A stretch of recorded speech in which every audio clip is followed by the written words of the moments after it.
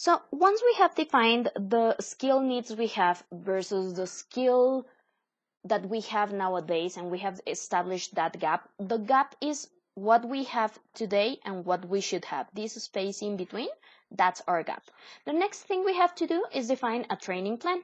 That means to prioritize trainings. We may have a lot of things to develop, a lot of skills to develop, but we need to start establishing which are the ones that are easier to achieve and the ones that will impact the most the results of our organization. That's what we call a low-hanging fruit. It's what we call the 80-20 relationship.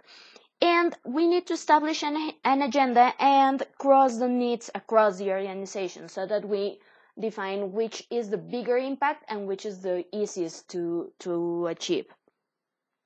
Once we are establishing that, we also need to consider the facilities, the methods, the materials, and the trainer. That means where are we going to do the training? How are we going to deliver that training?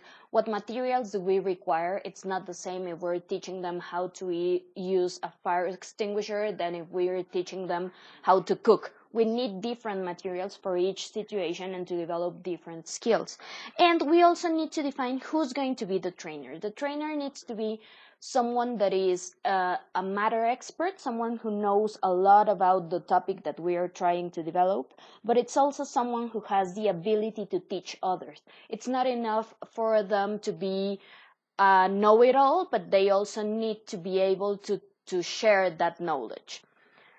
The next thing we need to establish is the qualification process. That means how do we evaluate if the person actually learned what they were supposed to learn. And we also need to establish how does that learning is connected to the delivery of their objectives. If it's really going to help and if it's really going to impact the execution of their day-to-day tasks and the delivery of their objectives. If you see here in the center, we have something called the self-directed training.